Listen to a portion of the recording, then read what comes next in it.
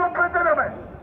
Ние може да махаме, ние може да наказваме, но не и престъпника, нито Пеевски, нито Борисов, нито техните олигарски обръчи от фирми.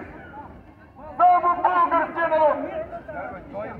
Като общество е силно сплотено, е силно която може да бъде България.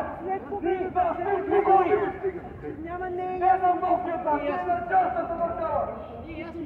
България за всички българи, за да има бъдеще.